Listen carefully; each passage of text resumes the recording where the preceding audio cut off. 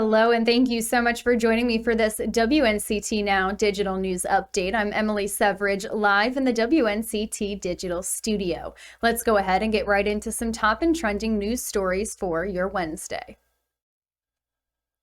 A man was fatally shot this morning by a sheriff's deputy in Elizabeth City. Few details are available at this time, but officials tell us the shooting occurred around 8:30 a.m. in the 400 block of Perry Street.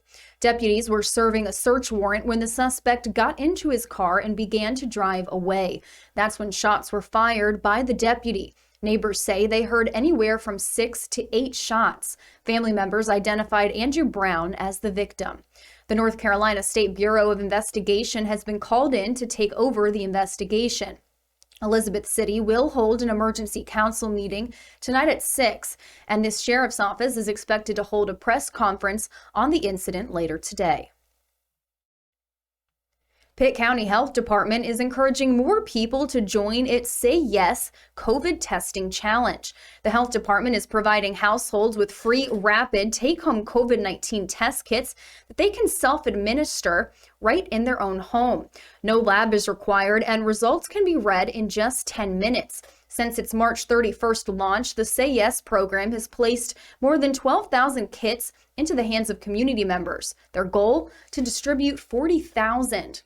Pitt County residents can place their order online for doorstep delivery at covidtestpittcounty.org, or you can pick up your test kit in person by visiting one of the 10 pickup locations located on their website. A North Carolina couple is warning other homeowners about a blast that sent glass shards shattering inside their home. Kathy Lofton of Lincoln County says her and her husband were home Saturday night when they heard a large boom. Lofton and her husband weren't in the room when it happened, so they were thankfully unharmed. They ran into the bathroom to find their glass shower door had completely shattered everywhere. Customer experts say this isn't an anomaly. According to the Consumer Product Safety Commission, an average of 500 people go to the emergency room each year due to their shower glass shattering. In 2016, the agency required manufacturers to make changes to the products to make them safer. The most common causes of exploding shower doors are wear and tear, the door jumping the track, and faulty installation, according to glass experts. Some weather for the middle of your work week, and one couple is making the journey of a lifetime. That and more coming up after this short break. This is Angie. This is Ken. Angie. Ken. Angie and Ken. Ken and Angie. Did I mention this is Angie and this is Ken and our chief meteorologist, Jerry Jackson? Watch 9 on Your Side News with Ken, Angie, Jerry.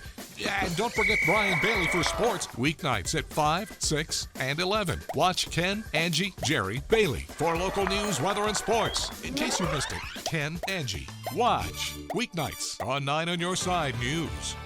Weather can happen day or night. When the weather changes, and it can be abrupt, we want to be that reliable team that says we work together to make sure that everyone gets the best, most up-to-date, accurate forecast that we all can possibly give them. We're not looking to cry wolf here. We're looking to inform. We're looking to keep people safe and in a relaxed, calm manner. I think it's very important that we keep a message that doesn't frighten, it informs. Storm Team 9, keeping you safe in severe weather. Thanks so much for joining me. If you're just tuning in, I'm Emily Severidge, live in the WNCT digital studio, bringing you some afternoon updates. Let's get right back into some top and trending stories for your Wednesday. Queen Elizabeth II of England is marking her 95th birthday today. The Queen will celebrate in a low-key fashion at Windsor Castle, surrounded by members of the royal family. Her birthday comes just days after the funeral of her husband, Prince Philip, and the country is still in the 2-week mourning period of the late Duke of Edinburgh, which will be observed until Friday. Some weather for your Wednesday. We have a cold front coming in, which could make those temperatures pretty chilly tomorrow for your Thursday. Storm Team 9 meteorologist Alex Wasilenko has that forecast for us. Happy Wednesday, everybody. I'm your Storm Team 9 meteorologist, Alex Wassilenko, reporting from the WNCT studios in the Storm Team 9 Weather Center. We are discussing a cold front that'll be moving through today. It doesn't look impressive on paper, but it is going to bring about some many changes to eastern North Carolina, especially later this afternoon and evening. As we pick up the pace this afternoon, northwesterly winds will be flowing on in, and that cold front, it could produce a stray severe storm before exiting the coast this evening, especially across our northeastern communities. Nevertheless, those northwesterly winds, colder and drier air behind that front will elevate the fire danger risk by day's end, so be careful where you throw those cigarettes, cigars, and don't plan on any campfires today. As we go into your Thursday forecast itself, we start the day dry. Westerly winds will be flowing in, and even though temperatures will be hovering in the 30s Thursday morning, those westerly winds will be a bit too breezy to allow any moisture to settle and freeze on the surface. So no frost Thursday morning. Thursday itself, generally speaking, though, will be quite cold compared to where we should land this time of year. We typically average the mid-70s. It's going to be a struggle to get back to 60 degrees Thursday afternoon. With that cool air in mind Thursday afternoon, it's going to make it really easy to cool way on down by Thursday night into Friday morning. As we cool on down Friday morning, temperatures, they're going to be hovering back near freezing. Winds will start to settle and skies will remain clear, so the best possibility of frost will be for your Friday morning. A recap of today, though, again, a marginal risk of severe weather has been outlined in that green shaded area for our far northeastern communities, for Martin and Bertie counties and points north to the North Carolina-Virginia border and northern Outer Banks. After the severe weather threat is over, the fire danger threat begins as that colder and drier air work into the forecast. There's even red flag warnings out for the central portions of the Tar Heel State. Here at home in eastern North Carolina, no fire weather watches or warnings yet, but the elevated fire danger risk will be there as humidity drops like a brick and winds begin to pick up out of the northwest, gusting upwards of 30 miles per hour.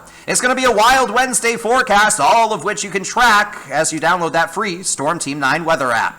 Your 7-day inland forecast, again, calling for a cooler than normal day Thursday, leading to a frigid overnight into Friday. Could lead to some widespread frost by Friday morning. From the low to mid-30s Friday morning, we head back up to the big 7-0 by Friday afternoon under partly sunny skies. One common denominator in the forecast for this weekend, a new disturbance by Saturday for inland and coastal communities. It's going to mean some scattered showers and isolated thunderstorms, but it's a fast-moving system, so by Sunday we're clearing out the skies and warming back up. Sunday will certainly be the pick of the weekend. Make it a wonderful rest of your Wednesday, everybody, and remain weather aware as best you can. I'm your Storm Team 9 meteorologist, Alex Wassilenko. Well, we may be well into spring, but apparently not in Columbus, Ohio. This is a video from earlier today, and yes, you are seeing it right. That is snow. Snowfall totals ranged from less than half of an inch up to 4 inches in certain areas. I even got a video message from one of my friends who lives in New York earlier today showing that they even had some significant snowfall up there as well. So I can say with some certainty that I am pretty happy to be here in North Carolina today. All right, well, one couple is about to reach their goal of walking across America, a journey they're calling the Golden Road. It started on October 22nd and has taken them across about a dozen states, all to raise money for a good cause. We're walking from Huntington Beach, California on October 2nd. And we're going to be ending in Myrtle Beach, South Carolina on May 1st. It's day 144 of our walk across America. We had a wonderful time at the Boy Scout camp last night. Today we're doing 24 miles. Grace Nesseth and Matt Grooms are close to finishing their nearly 3,000-mile walk from coast to coast, and it's all to raise money for the charity Time in a Bottle, a nonprofit organization created by Grace's mom that cleans homes for children battling life-threatening illnesses for free. So far, the couple has raised about $60,000 in donations. Their goal is to reach $75,000 before reaching their destination of Myrtle Beach on May 1st. The couple has been documenting their journey since day one on TikTok and Instagram and have gained one heck of a following. You can donate to their cause or follow them as they complete their journey at the Golden Road.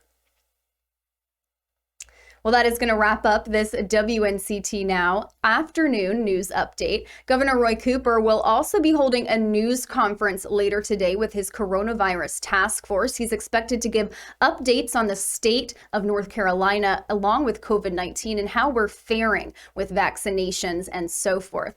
That's going to be at 2:00 p.m., that news conference, and WNCT will be live streaming that on air and here online at WNCT.com. So be sure to stay tuned for that to hear what Governor Cooper has to say. I will also be giving you some updates, more information on what the governor had to say again at 4:00 in our next news update. So be sure to stay tuned for both of those and have a wonderful Wednesday.